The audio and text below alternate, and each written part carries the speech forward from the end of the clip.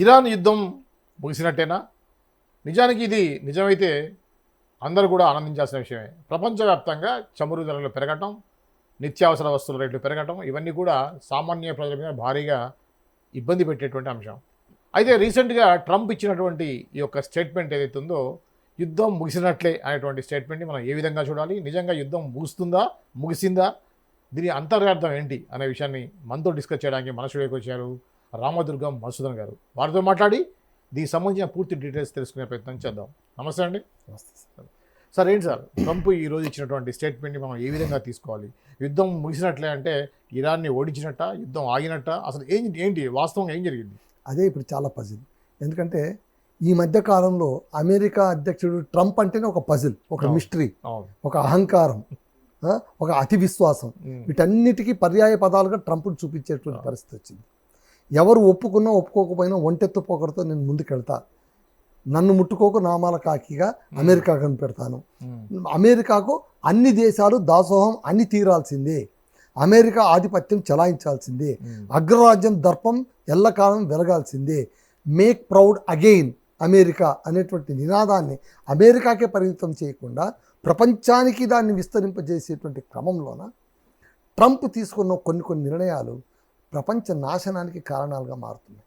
ముఖ్యంగా అతను అదేమంటారు చూడండి, అతిశయంతో ఉద్రేకంతో తీసుకున్న ఒకానొక నిర్ణయం ఏంటంటే ఇరాన్ పైన యుద్ధం ప్రకటించడం. ఇరాన్ పైన యుద్ధం ప్రకటించాల్సిన అవసరం ఏమొచ్చిందండి? అక్కడ అంత జరగడానికి ఏం జరిగింది? నిజమే, అక్కడ కొన్ని అనాగరిక చర్యలు జరిగాయి. అక్కడ నిరసనకారులను అణిచివేసే క్రమంలోన తుపాకులతో కాల్చి చంపారు. బహిరంగంగా మార్కెట్లలోనూ జనాల ముందు నిలబెట్టి ఉరి తీశారు కూడా. నిన్ననే ఒక రిజర్వ్ని 19 ఏళ్ల యువకుడిని ఉరి తీశారు, ఎందుకంటే ప్రభుత్వానికి వ్యతిరేకంగా ఉన్నాడు అని.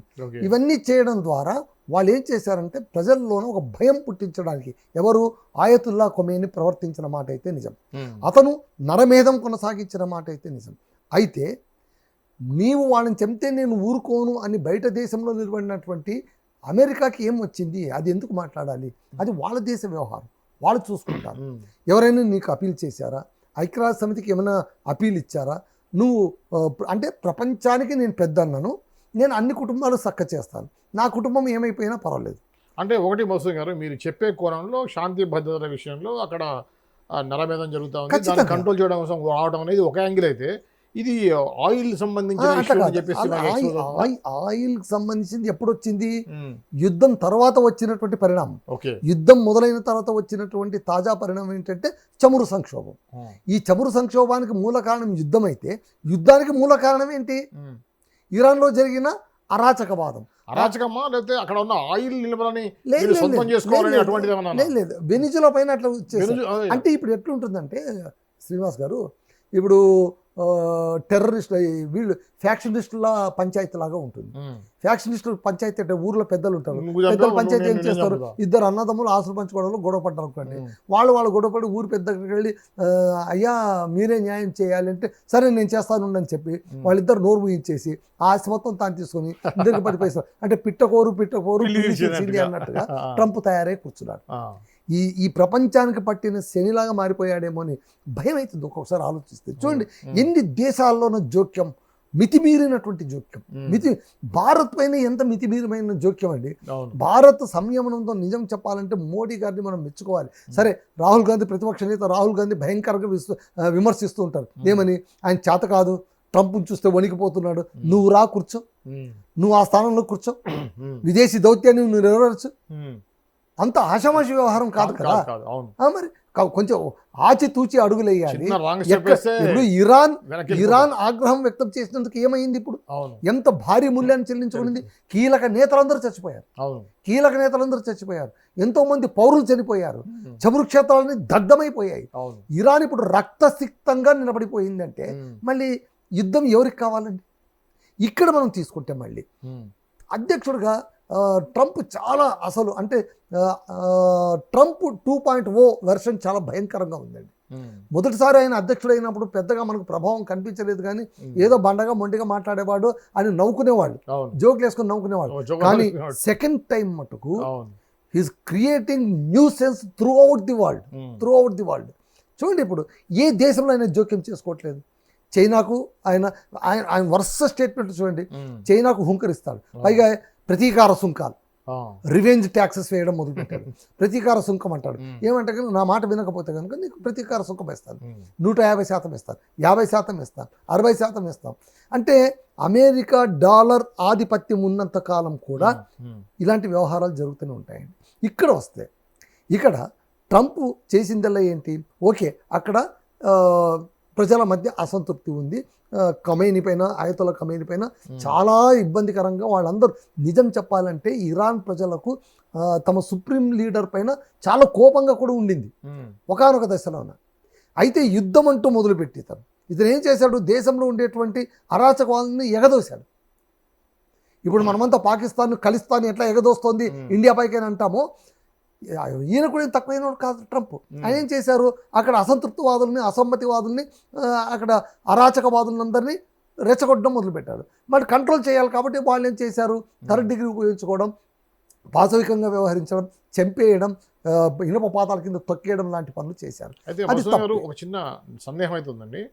ఇప్పుడు ఖుమైనీ చనిపోయిన తర్వాత ఖుమైనీకి సపోర్ట్ చేస్తూ ట్రంప్కి వ్యతిరేకంగా హైదరాబాద్ లో కూడా కొంత పోస్టర్ వెలిసింది. కారణం ఏంటి?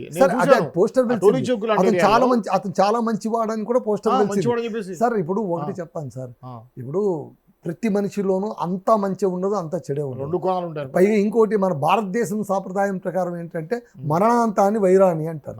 అంటే మరణంతో వైరం పోయింది, చనిపోయిన వాడి కళ్ళు చారడేసి అని కూడా అంటారు.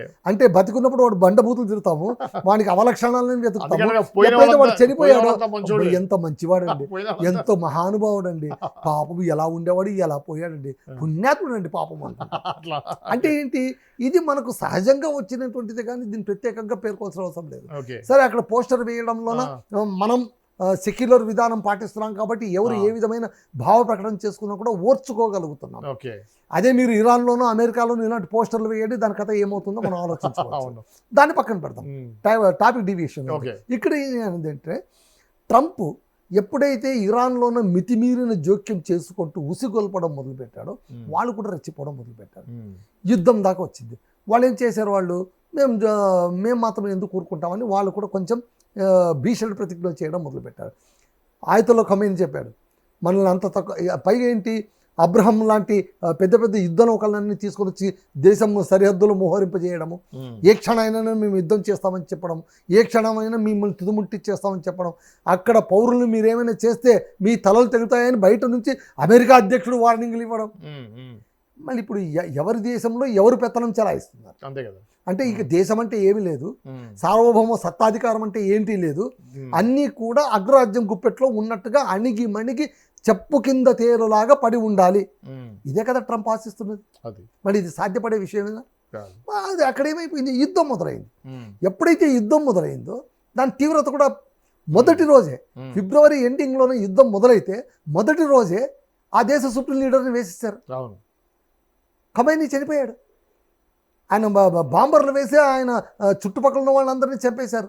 పైగా ఏంటి, ఆయన కొడుకు మొస్తాబా ఆయన కూడా తీవ్రంగా గాయపడ్డాడు, ఆయన కూడా పోయాడని పుట్టించేశారు. అంటే అహంకార ధోరణి, మేము ఎవరినైనా లేపేస్తాం. అంతకుముందు ఏం చేశారు, వెనిజులా అధ్యక్షుడిని వేడి వేసుకుని లాక్కపోయాడు. ఆ తర్వాత ఏమన్నారు, గ్రీన్లాండ్ నాదే అన్నాడు.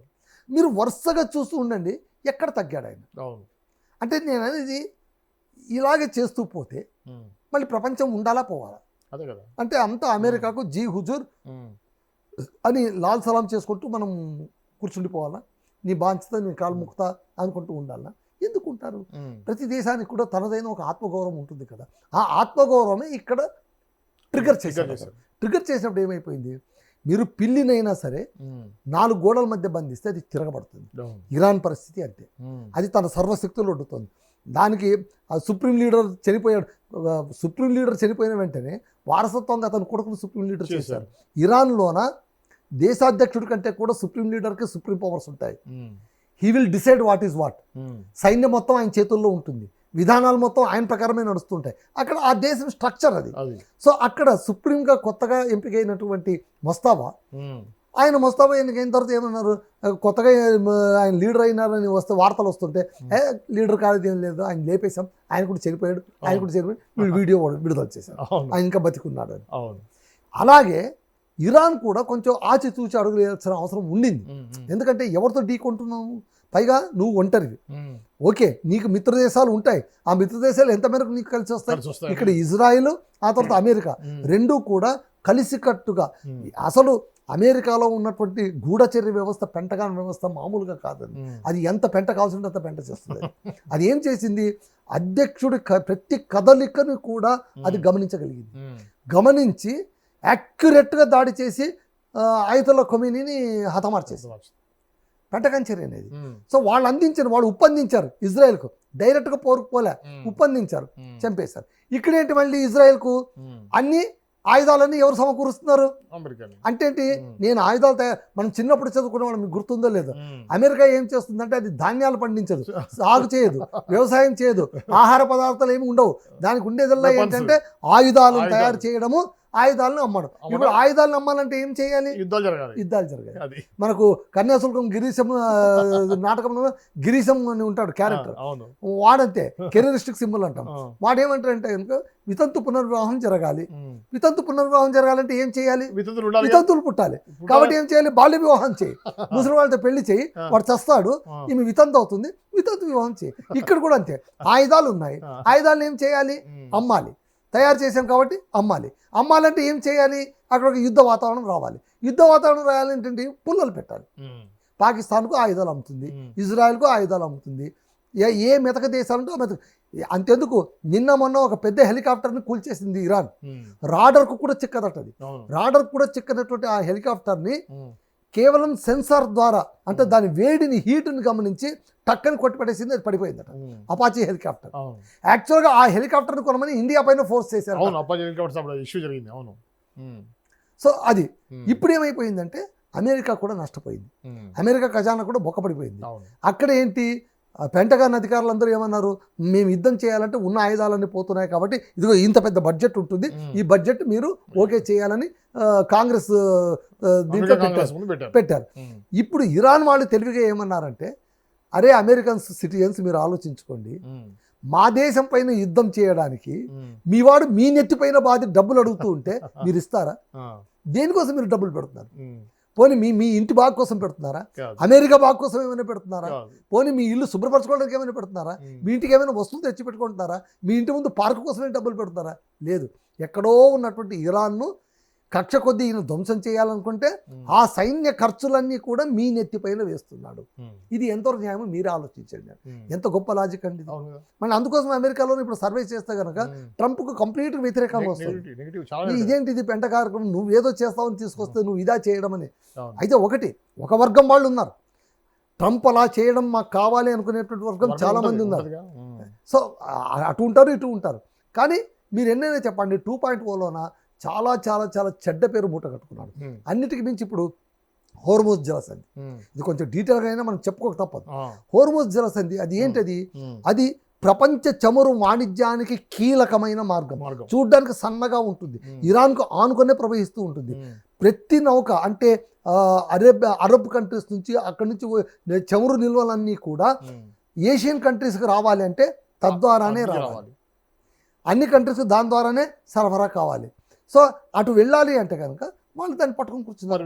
ఇరాన్ ఎప్పుడు ప్రయోగించేటువంటి మంత్రం ఏంటంటే హార్మోజ్ జలసంధిని పట్టుకోవడం. హార్మోజ్ జలసంధిని కట్టడి చేసింది అనుకోండి, అంతా అల్లాడిపోతారు. 1-2 రోజులు పట్టుకుంటేనే అల్లాడిపోతారు. అలాంటిది 3 వారాల పాటు తిష్ట వేసి కూర్చున్నారు. అక్కడ సీ మిసైల్స్ పెట్టేశారు. ఎవరైనా వస్తే దగ్గర పేల్చి పడేస్తారు అంతే. ఆ సీ మిసైల్స్ ఎక్కడున్నాయనేది ఎవరి చేతికి ఎవరి కంటికి దొరకదు. ఆ మిసైల్స్ నుంచి తప్పించుకుని బయటకు వెళ్ళే మార్గం ఒక ఇరాన్కి మాత్రమే తెలుసు. అదొక పద్మవ్యూహం లాంటిది.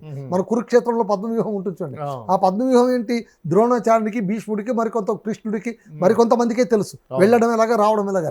అభిమన్యుడికి వెళ్ళడం తెలిసింది కానీ రావడం తెలియదు. సో ఇక్కడ కూడా ఏంటంటే ఏవైనా నౌకలు అటు వచ్చాయంటే పేల్చి పడేస్తారు. సో ఇప్పుడు ఏమైపోయింది, దాదాపు 20 దాకా నౌకలు అన్నీ కూడా అక్కడే ఆగిపోయింది. ఉండిపోయాయి. చమురు బంద్ అయిపోయింది. ఎప్పుడైతే చమురు బంద్ అయిపోయిందో వెంటనే ఏమైపోయింది, చమురు సంక్షోభం. ప్రపంచ వాణిజ్యం పైన ఎప్పుడైతే ఒత్తిడి ఏర్పడిందో అప్పుడు అన్ని దేశాలు కూడా అమెరికా పైన బండబూతులు తిట్టడం మొదలుపెట్టాయి. మీరేం యుద్ధం చేస్తారా నాయన, మాకు ఇబ్బంది అయింది, ఎంకి పెళ్లి సుబ్బి చావుకు వచ్చింది అన్నట్టు మీరు చేసేటువంటి యుద్ధం మేమెందుకు నష్టపోవాలి, మాకేం ఫాయిదా ఉంది, మీరు ఈ యుద్ధం ఆపండి కానీ ఫోర్స్ తీసుకురావడం మొదలుపెట్టిన మాట అయితే వాస్తవం. ఇవన్నీ వర్కౌట్ అవుతున్నాయి. మీరు చూడండి, అక్కడ అపాచే హెలికాప్టర్లను పంపించాడు అక్కడ నౌకల్ని పేల్చేద్దామని, కానీ వాళ్ళు తిరిగి అమెరికా సంపత్తును కూడా పేల్చేస్తున్నారు. కాకపోతే ఏంటంటే ఇక్కడ ఒకటేంటంటే ఇప్పుడు ఇరాన్ ఉత్తర ప్రకల్పాల పలికేది కూడా ఎక్కువైంది. ఇప్పుడు చూడండి, కీలక సైనికాధిపతి లారిజానీ ఉన్నాడు. అతను ఏమన్నాడు, తేల్చేస్తాను అమెరికా, ట్రంప్ కథ ఏంటో చూసుకుంటాను అనుకుంటే క్షణాలు ఆయన లేపేశారు. అలాగే బసీజ్ అని అంటే నోపోని రక్షణ కవచం ఉంటుంది. ఆ సుప్రీం లీడర్ చుట్టూ కూడా 3 దశల్లోన నోపో అనేటువంటి రక్షణ కవచం ఉంటుంది. ఐఆర్జీసీ, ఆ తర్వాత బసీజు, ఇలాగా మరికొన్ని నోపో. ఇట్లా ఈ 3 రక్షణ కవచాలు దాటి ఆయన ఏమైనా చేయాలి. మళ్ళీ ఎలా లేపారు ఆయతుల్లా ఖమేనీ ఇంత రక్షణ దళం ఉంటే అంటే అక్కడ వాళ్ళు ఏం చేస్తారంటే ఆయన ఒంటరిగా ఎక్కడ ఉంటాడు, ఏదో ఒక రోజున అందరితో సైనిక పెద్దలందరితో పిచ్చాపాటిగా మాట్లాడుకునేటువంటి సందర్భాన్ని గమనించి టార్గెట్ చేసి కొట్టారు. రక్షణలో ఉన్నప్పుడు వాళ్ళు కొట్టజాలరు, అప్రమత్తం కానప్పుడు కొట్టారు, ప్రమత్తంగా ఉన్నప్పుడు కొట్టారు. సో ఇక్కడ ఏంటంటే బసీజ్ అధిపతి గులాం రెజీ ఆయన కూడా లేపేశారు. 2 కీలక నేతలు పోయారు. ఖొమేనీ చనిపోయిన తర్వాత ఇది 2 లాస్, పెద్ద లాస్.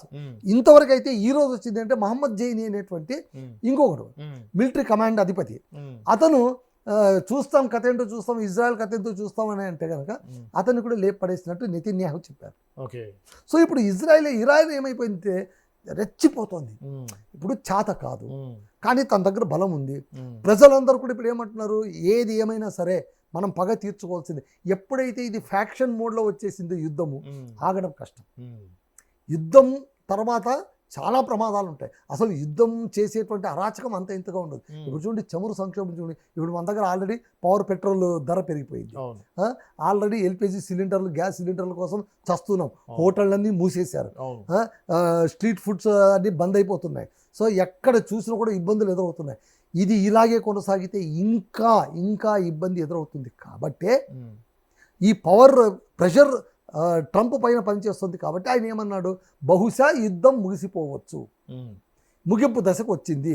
ఆయన ఏమన్నాడు, అణ్వాయుధాలన్నీ నాశనమైపోయాయి, ఇంకా ఇరాన్ ఏమీ చేయదు, అది ఒక్క అణ్వాస్త్రం కూడా తయారు చేయి.